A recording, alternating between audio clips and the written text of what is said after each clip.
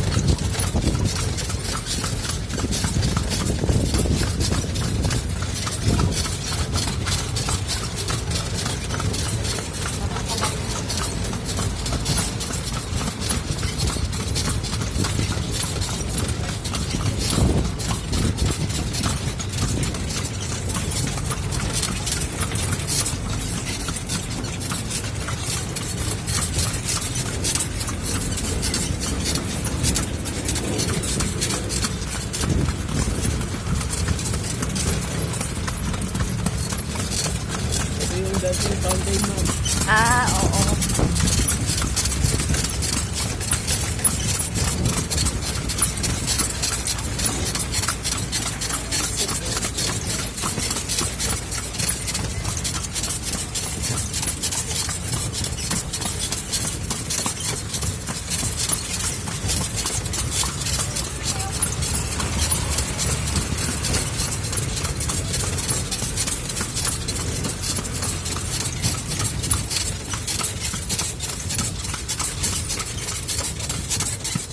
Araw-araw po ba yung dancing fountain, kuya? Opo, ma'am. Ah, araw-araw pala. Manood na lang ko mamaya.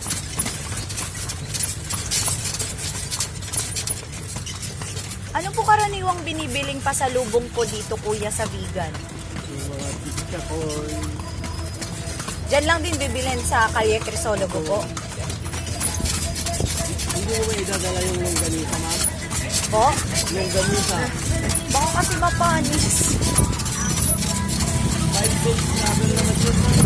Ah? 5 days travel. 5 days travel talaga? Opo. Tagal ah. Tagal ng ano, ng firing niya. Ito yung probinsya ng capital. Magkano ang sila mo yun, ma'am? Po? Yung tricycle, magkano ang sila mo? Tricycle? O, yung sinakyan mo yung tricycle. Ay, hindi. Ay, hindi mo sinakyan yun, ma'am? Oo, ano, kontak ko yun siya, pero binigay niya ako sa iba kasi birthday ni Kuya Noli nung nakaraan pa yun, nung nag-ano ako na mag-tour dito sa city. 600 po yung ano niya, bigay niya. Nakatur ka na, ma'am? Opo, nung nakaraan. Oo, nung nakaraan. Nung 22. Ay, pauwi na ka na ngayon, ma'am? Oo. Last day namin ngayon, tas inano ko na lang na ngayon na lang ako magkalesa. Mas maganda naman yun, ma'am. Oo. Eh sabi nila, magkalesa ka talaga. Hindi mo mapipil yung pagpunta mo ng vegan. Oo na. Sabi ko magkakalesa talaga ako.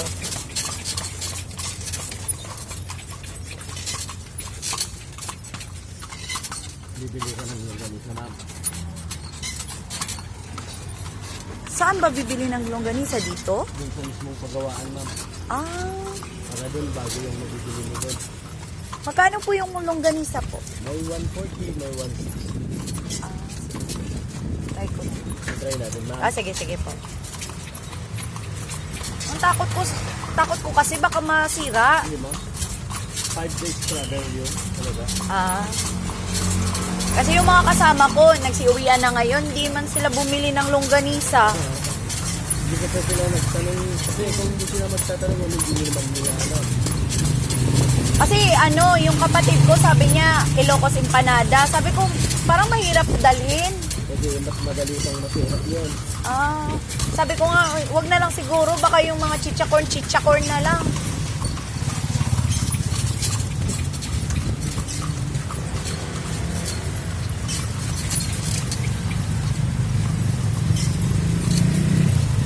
Ay, iba yung sinakyan ni Uncle Noli, ma'am. Po? Iba yung sinakyan niya. Iba po yung tinur niya daw po. Pero nung day na 22, hindi siya nag-travel kasi birthday niya daw. Oo. Pinasa niya na lang ako sa parang vice president daw ng tour, tricycle tour nila. Anong pangalan yun, ma'am? Lindon?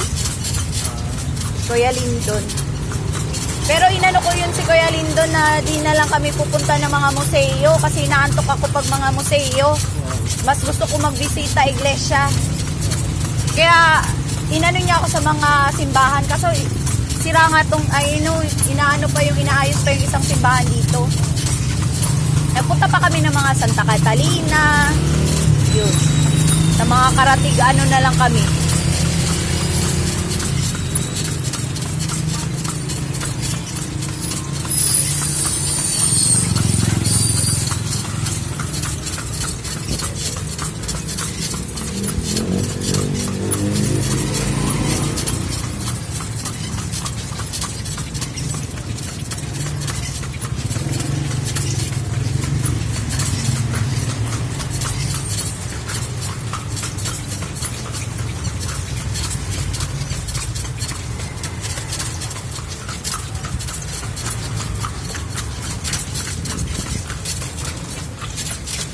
Matagal na po kayong ganito po, yung kakalesa. Mahigit 15 years.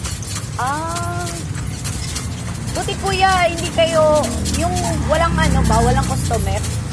May mga ganong araw din ba? Meron din po. Ah, parang marami kasi pumupunta talaga dito ng vegan.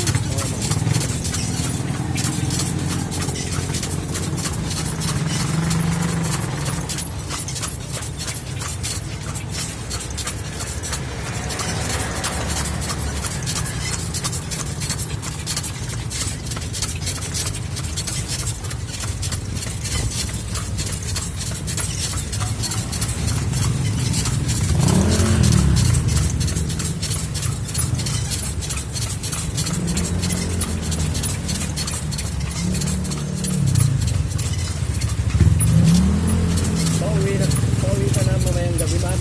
Hindi pa, bukas ng umaga, palawag yung lawag yung airport na pag-anuhan ko.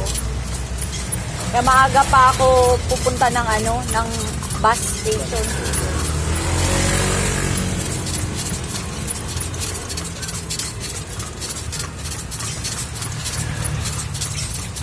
Pang ilang customer mo na ako kuya ngayong araw na to? Pauwi na, ma'am. Ah. Buti kasi yung iba, maramihan sila pumunta dito. O kasi isa lang. Ba't nag-iisa ka lang, ma'am? Ano po, sagot to ng company ko yung pagpunta ko dito. Kung sagot ko to, na nung pupunta ako dito, mahal-mahal. Di ko carry. Sagot man nila, sige. Lahat ng pamasahe mo na. Oo, pamasahe, tsaka yung hotel. Alawan. Opo. Buti na yun, naman. So, ilang beses mo nang pumunta dito, ma'am? First time, kuya. First time. Kaya sabi talaga nila, mag-tour ka. Kasi hindi ako nagtutour lagi pag nag-a-attend ako ng mga convention, hindi ako nagtutour. Natatakot kasi ako, baka mapagalitan ako. Baka kasi sabihin, bakit nagtutour ka? Dapat naka-attend ka ng convention. Kaya ngayon, last day na lang ako nag-tour. Last day na meeting nyo na ngayon, ma'am. Oo. Nag-half day lang ako. Half day lang ako dun sa convention namin. Hanggang 5 PM pa yun.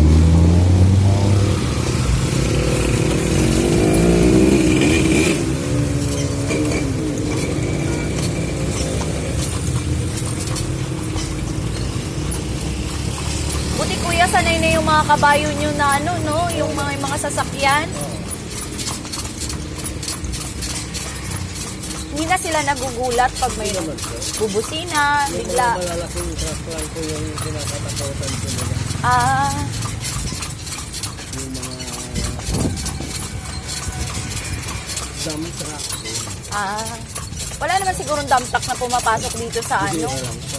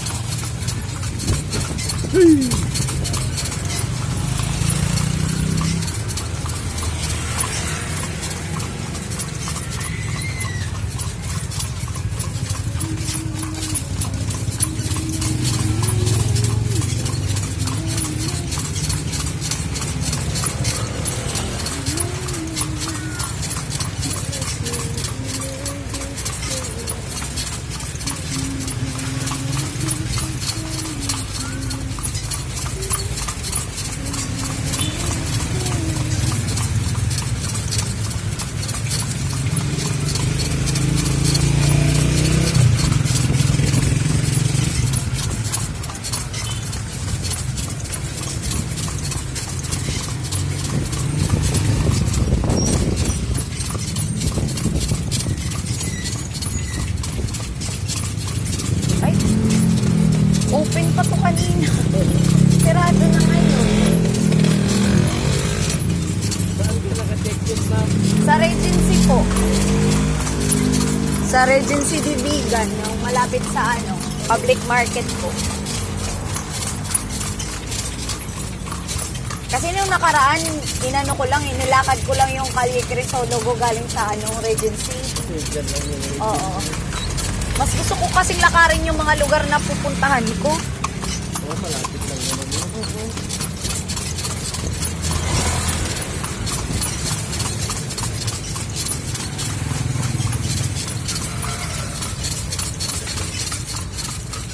Oo. Ang luma na ng bahay. Ito naman yung bahay ko nila, Floro, Crisologo, yung dating congressman. Kaano niya yung ng Calle Crisologo? Pangalan nila doon kasi nila doon po kasi sila po yung humawak po ng bigan. Sila yung unang parang mga politiko na silan.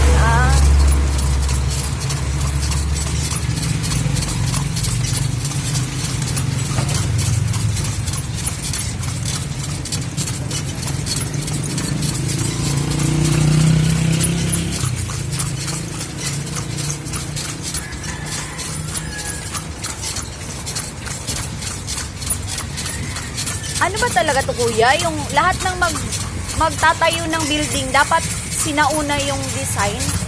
Kung dito sa Calle Crisologo? kailangan old yung system nila. Old talaga yung design dapat. Kasi yun ang sinaunang bahay. Kaya guys, gagayahin po nila. Masisira yung aesthetic ng Oo, masisira yung view ng mga old houses kung magpapatayo sila ng bago. Remodel. Kasi ko kung ganito ba talaga to dati or bago lang tinayo.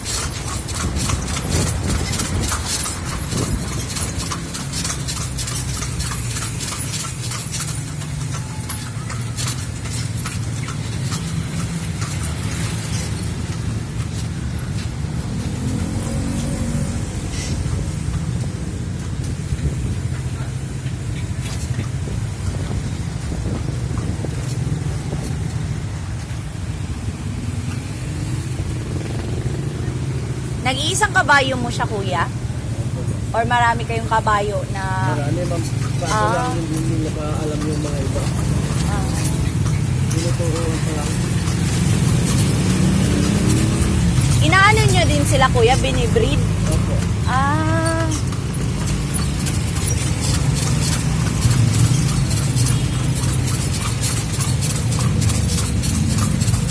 Shih Tzu.